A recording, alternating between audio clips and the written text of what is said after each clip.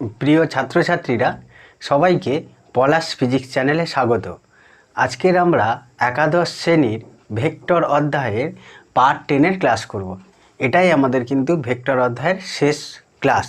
এই ক্লাসে আমরা প্রধানত দুটি ভেক্টর রাশির ভেক্টর গুণ সম্পর্কে জানব। আমরা ঠিক পার্ট 9 অর্থাৎ এই ক্লাসের আগের ক্লাসে কী শিখেছিলাম, দুটি ভেক্টরের গুণ করা শিখেছিলাম, সেটা ছিল স্কেলার গুণ। বলেছিলাম যে ভেক্টর গুণকে দুটো ভাগে ভাগ করা যায়, একটা হচ্ছে স্কেলার গুণ, একটা ভেক্টর গুণ বা ক্রস গুণ। আজকের আমরা এই ভেক্টর গুণ বা ক্রস গুণ সম্পর্কে জানব, অর্থাৎ দুটো ভেক্টর রাশি কিভাবে ক্রস গুণ করতে হয়। চলো শুরু করা যাক ক্লাস। যারা এখনও ভেক্টর রাশির ক্লাসগুলো দেখোনি তারা অবশ্যই ক্লাসগুলো দেখে নিও, তোমাদের সুবিধা হবে। ভেক্টর রাশির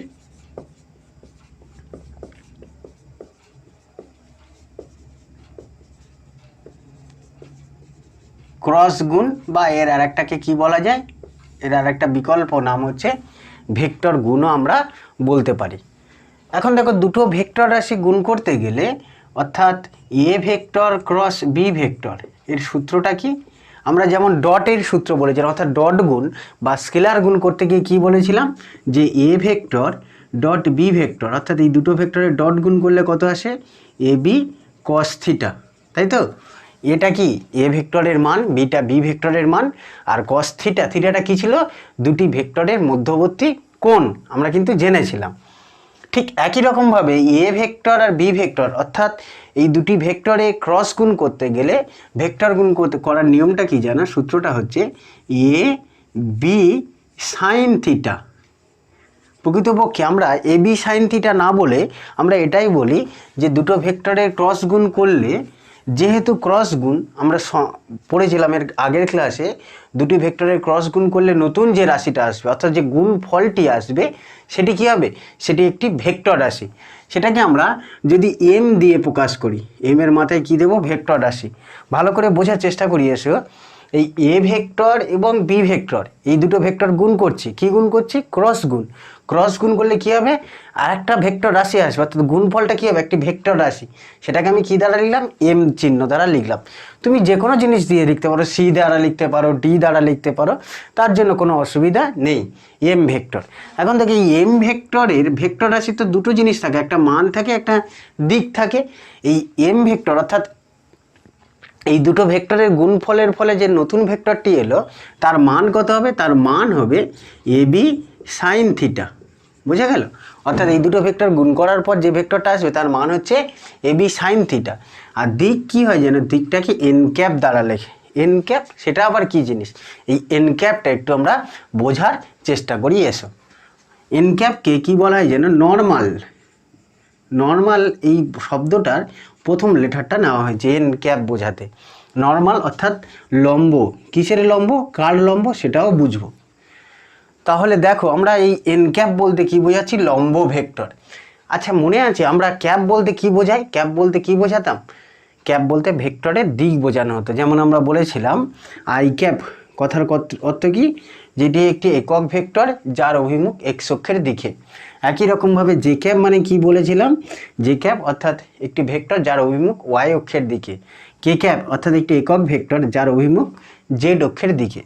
একই রকমভাবে এন ক্যাপও একটি ভেক্টর যার অভিমুখ কোন দিকে হবে, লম্ব দিকে। কার লম্ব দিকে সেটা বলছি, আগে একটু বুঝি যে এ আর বি এই দুটি ভেক্টর রাশি গুণ করলে তাহলে কি হবে, নতুন যে গুণফলটি আসবে, গুণফল যেটা আসবে সেটা কি হবে, সেটা একটি ভেক্টর রাশি হবে। সেটাকে আমি এম চিহ্ন দ্বারা লিখেছি। সেই ভেক্টর রাশির কি থাকবে, আমরা জানি ভেক্টর রাশির একটা মান থাকে, একটা দিক থাকে। সেই ভেক্টর রাশির মানটি হবে কত, এ বি সাইন থিটা, আর দিক কোন দিকে হবে, এন ক্যাপের দিকে। বোঝা গেল? তোমরা দেখবে তোমাদের বই হয়তো এরকম লেখা আছে, A vector cross B vector সমান এ বি সাইন থিটা, এইভাবে লেখা আছে। এটা কিন্তু ঠিক নয়, লেখা উচিত এ বি সাইন থিটা, পাশে একটা এন ক্যাপ দেওয়া উচিত। কেন? এ বি সাইন থিটা হচ্ছে ভেক্টরটির মান, তার দিক কত, এন ক্যাপের দিকে। এই এন ক্যাপটা কি আমরা একটু বুঝবো। এখন দেখো, এ ক্রস বি করলে তাহলে কি হলো, বোঝা গেল, এ বি সাইন থিটা, তার একটা দিক থাকবে এন ক্যাপ। এন ক্যাপটা অনেক সময় দেওয়া হয়, অনেক সময় দেওয়া হয় না, কিন্তু দেওয়া উচিত। এন ক্যাপটা দিক বোঝায়। কার দিক আমি একটু বলি, দেখো ধরো এটা একটি এই দুটো কলম দুটো ভেক্টরকে প্রকাশ করছে, আমি ধরে নিলাম।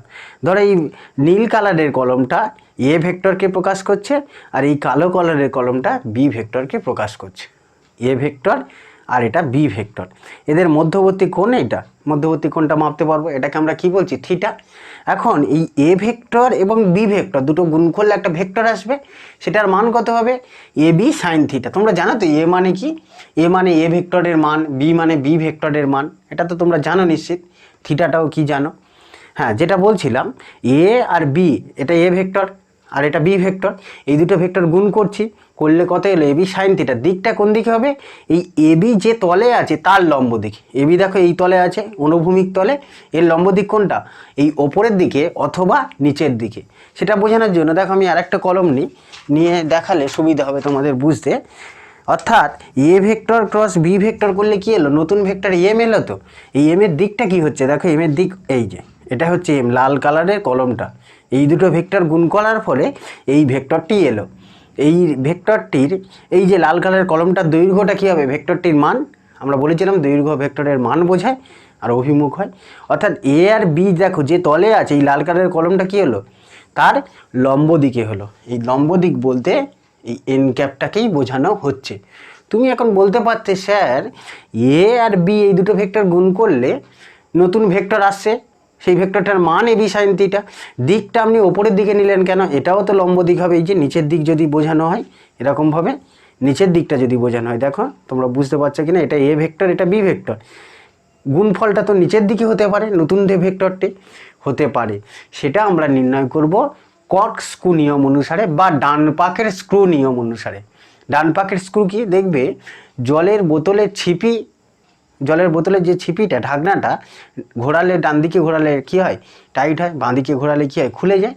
এই নীতি অনুযায়ী এই দিকটা ঠিক করা হয়। কীভাবে দেখো, কিসের দিক বের করছি, দুটো ভেক্টর ক্রস গুণ করার ফলে যে নতুন ভেক্টরটি আসবে তার দিক হবে কি, এই এ বি যে তলে থাকবে তার লম্ব দিকে।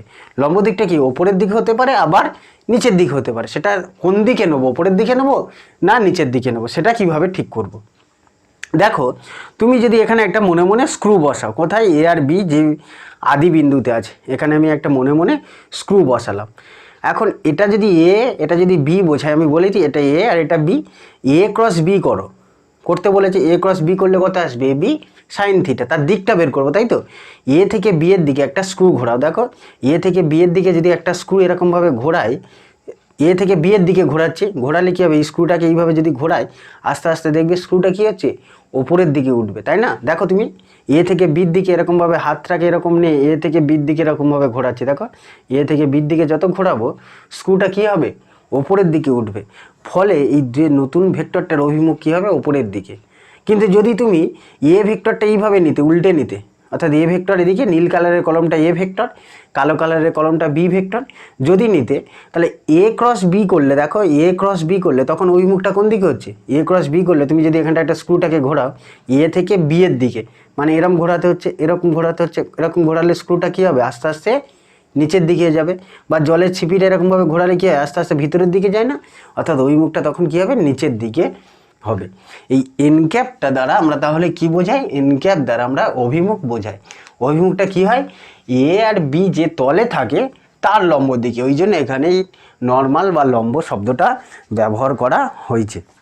এখন আমরা ছবিতে দেখাবো কি করে, দেখো এখানে 3 ডাইমেনশন তো বোঝানো গেলো, এটা একটা তল, ওপরের দিক নিচের দিক। বোর্ডে ওপরের দিক নিচের দিক বোঝাতে পারবো না, তো বোর্ডে কি করা হয় যেন, ধরো এটা হচ্ছে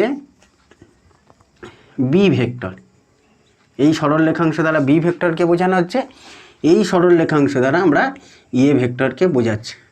আর এই মাঝখানের কোণটা কি তুমি তো জানো, মাঝখানের কোণটা হচ্ছে থিটা। তাহলে এ ক্রস বি করলে কি আসবে, এ ক্রস বি করলে নতুন যে ভেক্টরটি আসবে তার দিক কী হবে, এ বি যে দিকে থাকবে তার লম্ব দিকে, অর্থাৎ কি এ ক্রস, দেখো এ থেকে বি এর দিকে একটা ডান পাকের স্ক্রু ঘোরা, স্ক্রুটার অভিমুখ কোন দিকে হবে, এই বোর্ড থেকে সামনের দিকে। এই বোর্ড থেকে সামনের দিকে তো আমরা এরকম সরলরেখা আঁকতে পারবো না, তাই আমরা লম্ব দিকটা এইভাবে বোঝাই। এটাই হচ্ছে এম ভেক্টরের দিক, এই যে নতুন ভেক্টরটির দিক ওদিকে। এটা কার দিক, এম ভেক্টর। এম ভেক্টরটা কি, A vector cross B vector করে যেটা আসবে। বুঝে গেল। আর যদি B vector cross A vector বলে, অর্থাৎ বি সঙ্গে এ ক্রস গুণ করতে বলে, তখন দেখো বি থেকে এর দিকে একটা স্ক্রু ঘোরা, কোন দিকে হবে? ভিতরের দিকে। ভিতরের দিকটা আমরা আঁকতে পারি না বলেই নিচের দিকে বোঝায়। এটা হচ্ছে বি ক্রস এ করলে এদিকে আসবে, আর এ ক্রস বি করলে নতুন যে ভেক্টর আসবে তার দিক হবে উপরের দিকে, আর বি ক্রস এ করলে হবে নিচের দিকে। প্রকৃতপক্ষে উপরের দিক নিচের দিক নয়, হয় কোন দিকে? বোর্ড থেকে সামনের দিকে অথবা বোর্ড থেকে ভিতরের দিকে, সেটা আমরা এইভাবে দেখাই। যেহেতু আমরা বোর্ডের সঙ্গে লম্ব কিছু আঁকতে পারবো না, তাই না, 3 ডাইমেনশন আঁকা যাবে না, তাই এইভাবে বোঝানো হয়। আশা করি বুঝতে পেরেছো। তাহলে এই ভেক্টরটার মান কত? এই যে দুটো ভেক্টর এম ভেক্টর, অর্থাৎ এই দুটো ভেক্টর গুণ করার ফলে যে ভেক্টরটি এলো তার মান কত হবে? AB sine theta. এটা কিন্তু মান, দিকটা উপরের দিক। আর বি ক্রস এ করলে মান কত হবে? সেই মানটা কি আসবে, শুধু দিকটা কি হবে? বিপরীত দিক। এখানে একটা মজার বিষয় লক্ষ্য করে দেখো, এ ক্রস বি করলে যা হচ্ছে বি ক্রস এ করলে কিন্তু তাই হচ্ছে না। মানটা হয়তো একই আসছে, অর্থাৎ এ ক্রস বি করলে মান যা আসে বি ক্রস এ করলে মান একই আসে, কিন্তু দিক কি হচ্ছে? দিক পরস্পরের বিপরীত দিকে। ওই জন্য বলা হয় কি যেন, A cross B not equals to B cross A. A cross B কিন্তু বি ক্রস এর সঙ্গে সমান নয়। কেন? নিশ্চয়ই বুঝতে পারলে। হয়তো এই দুটো ভেক্টর ক্রস গুণ করলে যে নতুন ভেক্টরটি আসবে তার মান ঠিক আছে, মান হয়তো উভয় ক্ষেত্রে সমান, এরও মান যায়, এই ওপরের দিকে ভেক্টরটির মান যায়, নিচের দিকের ভেক্টরটির মান তাই হয়তো, কিন্তু দিক কি হচ্ছে? বিপরীত দিকে। তাই আমরা এই দুটো ভেক্টরকে সমান বলতে পারবো না। কিন্তু মনে করে দেখো, ঠিক এর আগের ক্লাসে আমরা কি জেনেছিলাম? জেনেছিলাম দেখো এখানে শিখেছিলাম A vector dot B vector করলে যা আসে B vector dot A vector করলে কিন্তু তাই আসে, তাই না? এটা আমরা আগের ক্লাসে শিখেছিলাম। কেন জানো? কারণ A vector dot B vector করলে একটা ভেক্টর রাশি নয়, স্কেলার রাশি আসে। এখানেও স্কেলার রাশি আসে, এখানে স্কেলার রাশি, তার তো কোনো দিক নেই, শুধু মান আছে, দুটোর মান সমান। এখানেও কি হচ্ছে? ক্রস গুণ করলে মান দুজনের সমান হচ্ছে, কিন্তু দিক সমান নয় বলে এইভাবে লেখা হয় যে A cross B not equals to B cross A. এটাকে না এইভাবেও লেখা যায়, দেখো আমরা এইটাকে এইভাবেও লিখতে পারি, এ ক্রস বি সমান দিয়ে লেখা যায়, গেলে তখন কি লিখবো? মাইনাস বি ক্রস এ। অর্থাৎ এ ক্রস বি করলে যেটা আসবে বি ক্রস এ করলে সেটাই আসবে, কিন্তু বিপরীত দিকে। মাইনাস চিহ্ন দ্বারা কি বোঝায়? বিপরীত অভিমুখে। হলো, এই হলো দুটি ভেক্টরের ক্রস গুণের সূত্র। এটাই হচ্ছে সূত্রটা, ক্রস গুণের সূত্র। এটা তোমাদের মনে রাখতে হবে। আমি বললাম অনেক সময় এরকমও লেখা থাকে, খেয়াল রেখো। আমি এম দ্বারা কি বোঝাচ্ছি? যে নতুন ভেক্টর আসছে তার মান এটা, দিক এটা। এবার আমরা একটু ক্রস গুণের কিছু বৈশিষ্ট্য সম্পর্কে জানবো। কি বৈশিষ্ট্য? যে দুটো ভেক্টর ক্রস গুণ করলে কি কি হয় সেই সম্পর্কে জানবো। যেমন আমরা ডট গুণে শিখেছিলাম সেরকমই শিখব। কেস 1 কেস 2 করে শুরু করব। তাহলে আমি এটা একটু মুছে দিলাম।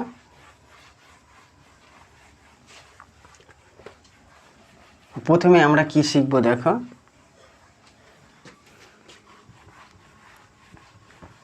প্রথমে শিখব এ ক্রস এ করলে কি আসে কেস 1-এ, বিশেষ ক্ষেত্র এগুলো। আচ্ছা, সূত্রটা একবার কি লিখে নেব?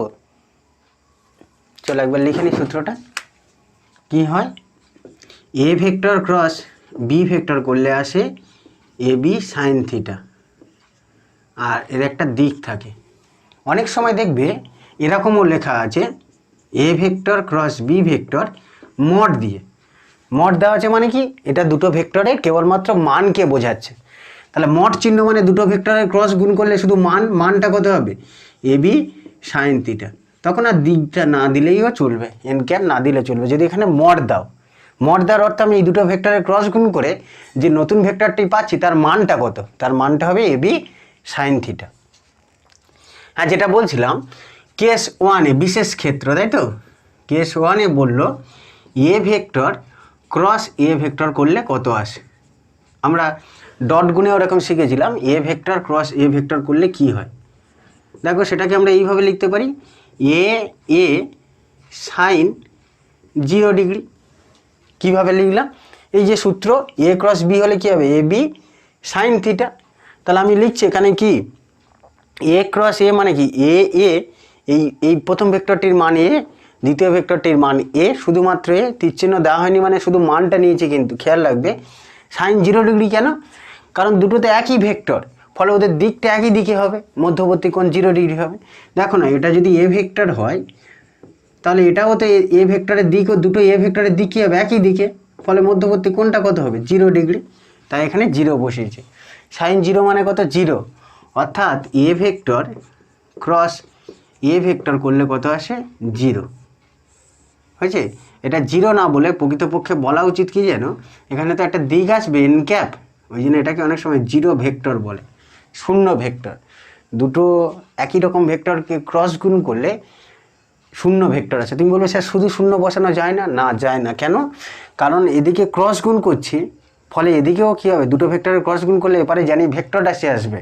তুমি যদি এখানে শুধু শূন্য দাও, বোঝাই কি যে এখানে একটা স্কেলার রাশি এসছে, এপারে দুটো ভেক্টর রাশি, দুটো ভেক্টর রাশি ক্রস গুণ করলে কখনো এপারে স্কেলার রাশি আসতে পারে না। তাই এখানে শূন্য ভেক্টর দেওয়া উচিত। যদিও অনেক জায়গায় দেখবে তোমরা শুধু শূন্য লেখা আছে, কিন্তু খেয়াল রাখবে দেওয়া উচিত, কারণ আমি জানি দুটো ভেক্টরের ক্রস গুণ করা হয়েছে মানে অবশ্যই করে একটা ভেক্টর রাশি আসবে, তাই শুধু শূন্য আমরা বসাতে পারি না। কেস 2 এ দেখো আর একটা কেস কি, তোমাকে বলা হলো, ও তুমি তো একটা সূত্র শিখে গেছো, A vector cross B vector not equals to কী হয়, sorry, A vector cross B vector not equals to B vector cross A vector. এটা তো নিশ্চয়ই বুঝতে পেরেছে কেন বললাম, একটু আগেই বলছিলাম। কেস 3 এ আরও একটা কেস কি দেখো, আরও একটা কেসে বলছে দুটি সমান্তরাল ভেক্টরের ক্রস গুণ করি।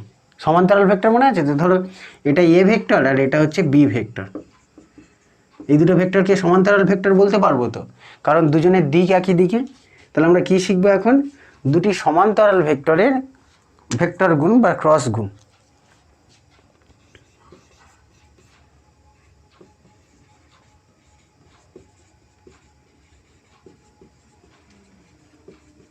ভেক্টরের দুটি সমান্তরাল ভেক্টরে ক্রস গুণ করছে, দেখো মানে A vector cross B vector করছি, A vector cross B vector করলে কি হবে, এই তো বললে কত হয়, সূত্রটা ছিল এ বি সাইন কত ডিগ্রি বসাবো, দুটো তো সমান্তরাল ভেক্টর, সমান্তরাল ভেক্টর হলে ওদের মধ্যবর্তী কোণ কত ডিগ্রি হয়, সমান্তরাল ভেক্টর হলে একই দিকে হচ্ছে দেখো, ফলে মধ্যবর্তী কোণটা কী হবে, এই দুটো ভেক্টরের মধ্যবর্তী কোণ 0 ডিগ্রি। অর্থাৎ আমি এখানে যদি 0 ডিগ্রি বসাই কি হচ্ছে, সাইন 0 মানে 0, ফলে A vector cross B vector করলে কত হলো, 0। এখানে 0 ভেক্টর বলা উচিত, বা শুধু 0 অনেক জায়গায় লেখা থাকে, আমি আবারও বললাম। অর্থাৎ দুটো ভেক্টর যদি সমান্তরাল হয় ওদের ক্রস গুণফল কি হবে, 0 হবে। দেখো ক্রস গুণফল 0 হলো, যেহেতু ভেক্টর দুটি কি সমান্তরাল। তোমাদের অনেক সময় কোশ্চেনে দেয় দেখাও এই দুটো ভেক্টর সমান্তরাল, দুটো ভেক্টরের নাম দিয়ে দিল, তাদের কিছু বৈশিষ্ট্য দিল, দিয়ে বললো দেখাও এই দুটি ভেক্টর সমান্তরাল। তোমরা তখন কী দেখাবে, ওই দুটো ভেক্টরের ক্রস গুণফল 0 হচ্ছে দেখাবে। যদি ক্রস গুণফল 0 দেখাতে পারো তাহলে প্রমাণিত হয়ে যাবে ভেক্টর দুটি সমান্তরাল ভেক্টর। বোঝা গেল? অর্থাৎ এই দুটো ভেক্টর সমান্তরাল দেখাবো কি করে, যে কোনো ভেক্টর যখনই তোমার প্রশ্নে দেবে যে দেখাও দুটি ভেক্টর সমান্তরাল, ওদের ক্রস গুণফলটা 0 যদি হয় তাহলে অবশ্যই করে বলে দিতে পারবো ভেক্টর দুটি সমান্তরাল। যেমন আমরা শিখেছিলাম, মনে পড়ছে, দুটো ভেক্টরের ডট গুণফল যদি 0 হয় কি হয়, ডট গুণফল 0 হলে ভেক্টর দুটি লম্ব হয়, আগের ক্লাসে শিখেছিলাম, তাই তো। এখানে ক্রস গুণফল 0 হলে ভেক্টর দুটি কি হচ্ছে, সমান্তরাল হচ্ছে। এটা খেয়াল রাখবে, হ্যাঁ। অর্থাৎ আমরা এখানে লিখে দিই, অর্থাৎ দুটি সমান্তরাল ভেক্টরের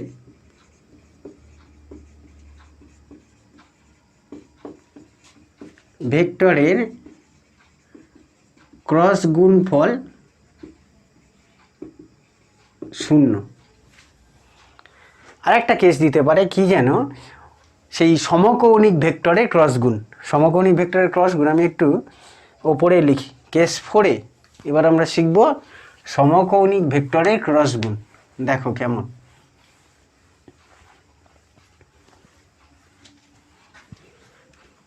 সমকৌণিক ভেক্টর বলতে কি বোঝায়, I cap, J cap, K cap, এইগুলো তো। তাহলে কেস 4 এ শিখব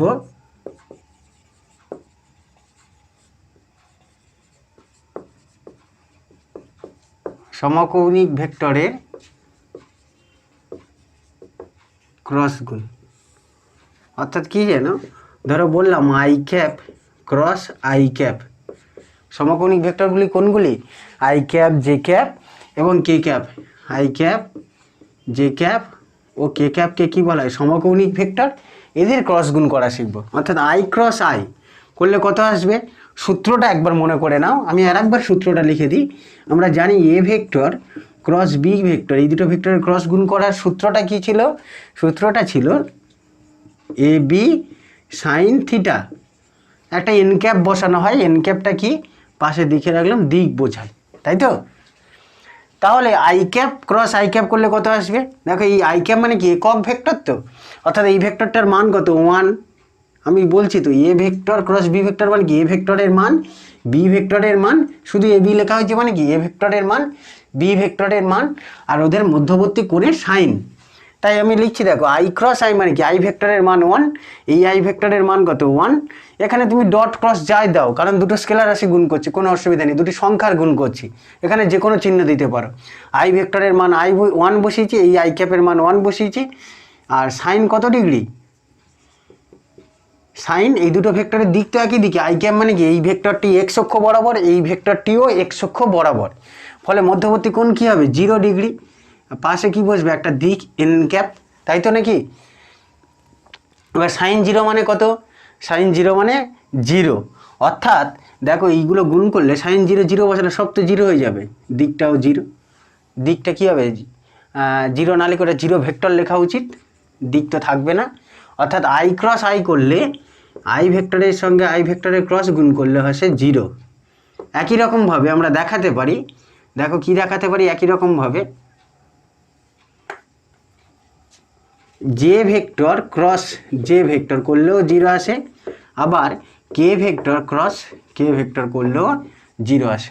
আমি আর অন্যগুলো দেখালাম না, এগুলো ভেক্টর দেওয়া উচিত, যেহেতু দুটো ভেক্টর, এই তো একটু আগেই বলছিলাম দুটো ভেক্টর গুণ করলে সর্বদাই ভেক্টর আসবে, ভেক্টর গুণ করছি যেহেতু স্কেলার গুণ নয়। হ্যাঁ, যে কথাটা বলছিলাম, তাহলে I cross I 0, J cross J 0, K cross কে 0। কিন্তু মনে করে দেখো আমি স্কেলার গুণে শিখেছিলাম আই ডট আই করলে কত এসেছিল? 1, জে ডট জে করলে 1, কে ডট কে করলে হয় 1।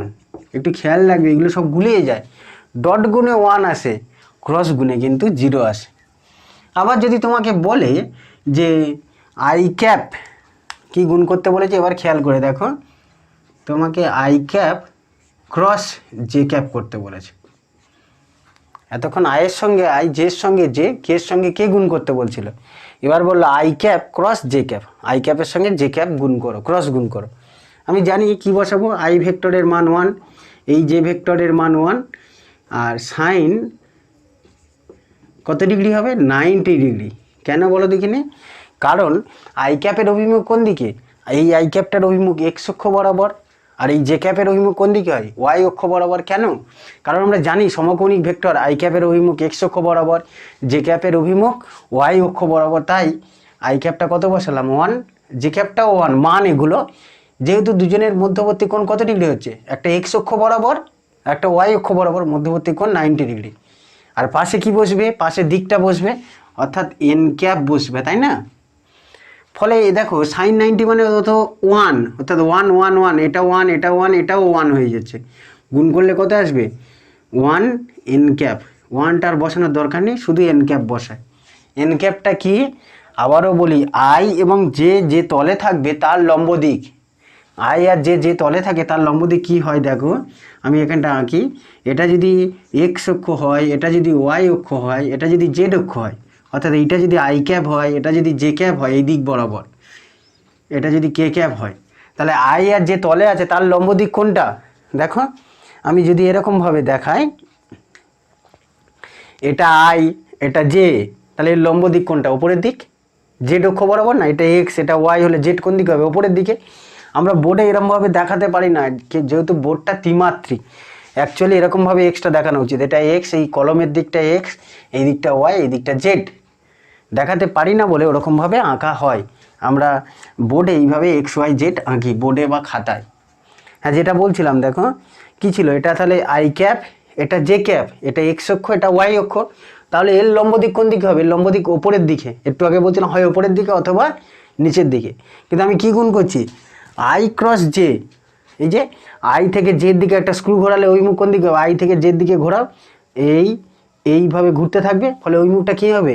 ওই মুখটা দেখবে এরকম ওপরের দিকে হবে, তাই না? তাই আমরা এটা কি বলবো? আই ক্রস জে করলে এই লম্ব না লিখে, এন ক্যাপ না লিখে এটা লেখা উচিত কত? এন ক্যাপটা হয়ে যাবে কে ক্যাপ। শুধু কে ক্যাপ লিখলেও হয়ে যাবে। কেন বুঝতে পারলে?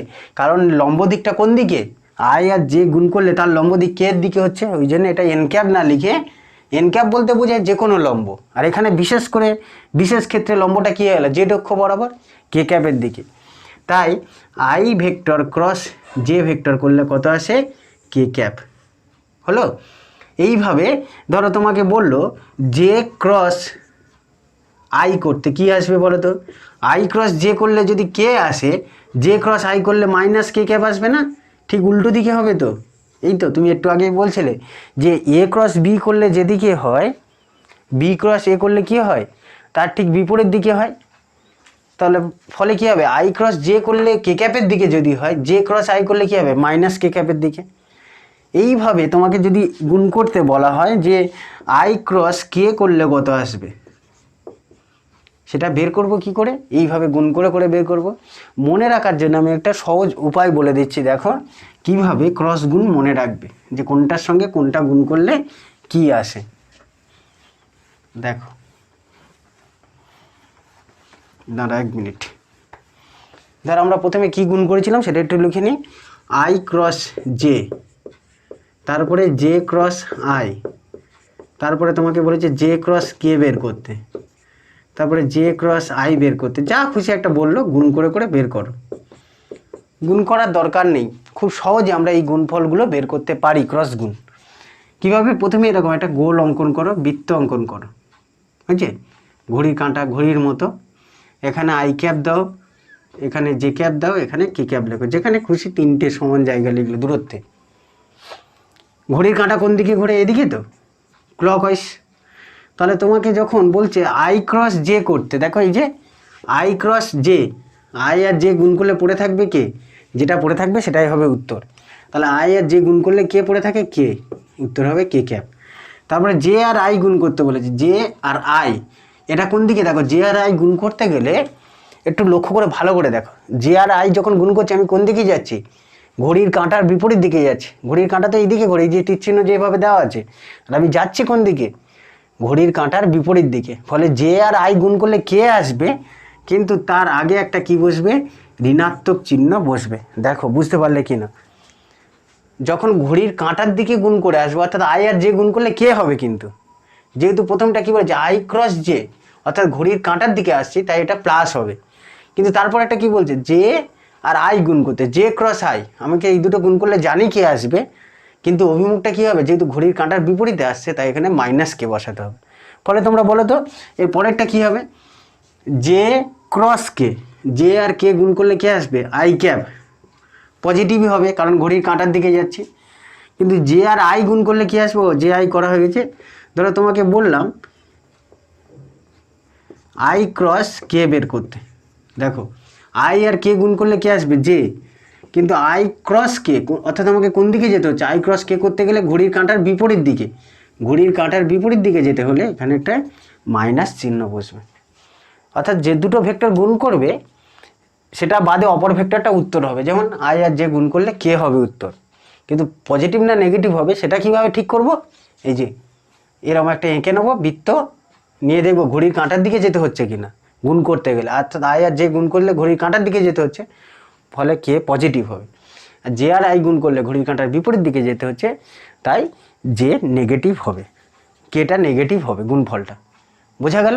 এই হলো সমকৌণিক ভেক্টরের ক্রস গুণ। এবার আমরা দুটো স্থানাঙ্ক ভেক্টরে ক্রস গুণ করব। দুটো স্থানাঙ্ক ভেক্টরের ক্রস গুণ কীভাবে করে দেখো, এটা খেয়াল রেখো ভালো করে। দুটি স্থানাঙ্ক ভেক্টরের ক্রস গুণ।